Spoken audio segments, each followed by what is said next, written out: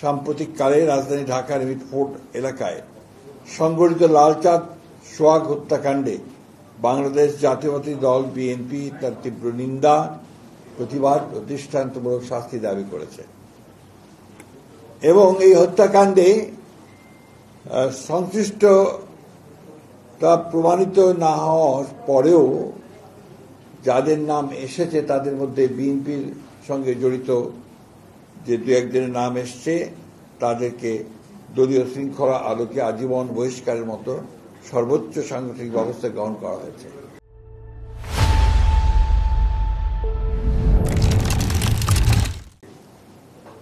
নিহতের পরিবার পক্ষ থেকে ইতিমধ্যে মামলার এজাহারের অসঙ্গতি সম্পর্কে বক্তব্য দেওয়া হয়েছে। তাদের বক্তব্য থেকে জানা যায় যে তাদের উল্লেখিত 3 জন অপরাধীদের নামের স্থলে এমন 3 জনের নাম সংযুক্ত করা হয়েছে যাদের বিরুদ্ধে তাদের কোনো অভিযোগ নেই। দুঃখজনক হলেও সত্য, নৃশংসতার মাধ্যমে এই হত্যাকাণ্ডে সরাসরি অংশগ্রহণকারীদের এ পর্যন্ত গ্রেপ্তার করা দূরে থাক, আইন প্রয়োগকারী সংস্থা এখনও তাদের নাম পরিচয় পর্যন্ত উদ্ঘাটন করতে সক্ষম হয়নি।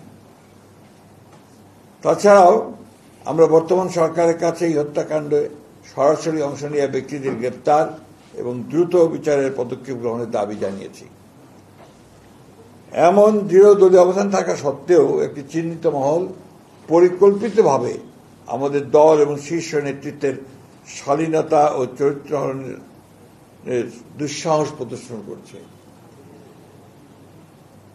সার্বিক বিবেচনায় আমাদের বেশ কয়েকটি বিষয় গুরুত্বের সাথে অনুধাবন করা প্রয়োজন বলে আমরা মনে করছি, কারণ বিষয়গুলো জনমনে কিছু প্রশ্নের উদ্রেক করেছে। এই হত্যাকাণ্ডের ঘটনা কোন রাজনৈতিক স্বার্থসিদ্ধির জন্য ব্যবহার হচ্ছে কিনা এবং এর মাধ্যমে আসন্ন জাতীয় নির্বাচনের পরিবেশকে বিঘ্নিত করার জন্য বিশেষ কোন মহলের প্ররোচনায় এই ধরনের ঘটনাকে অজুহাত হিসেবে ব্যবহার করা হচ্ছে কিনা এ নিয়ে সন্দেহ করবার যথেষ্ট অবকাশ রয়েছে। কুমিল্লার মুরাদনগরে সংঘটিত 3টি নৃশংস হত্যাকাণ্ড, কুমিল্লায় মসজিদের ইমাম হত্যা, খুলনায় যুবদল নেতা মাহবুব মোল্লাকে হত্যা ও রক কেটে দেওয়া, এমন হত্যাকাণ্ডের ক্ষেত্রে সকলের প্রতিবাদী কণ্ঠস্বর সমমানের ছিল কিনা সে বিষয়েও প্রশ্ন তোলা যেতে পারে।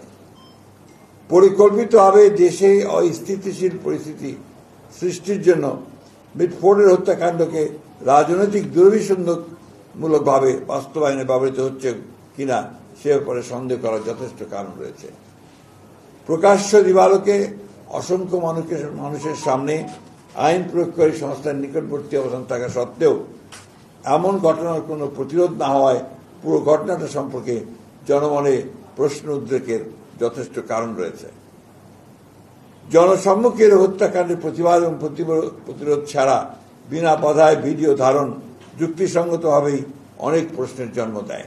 For more updates, follow us on Facebook, subscribe our YouTube channel, get the latest update on www.daily-sun.com.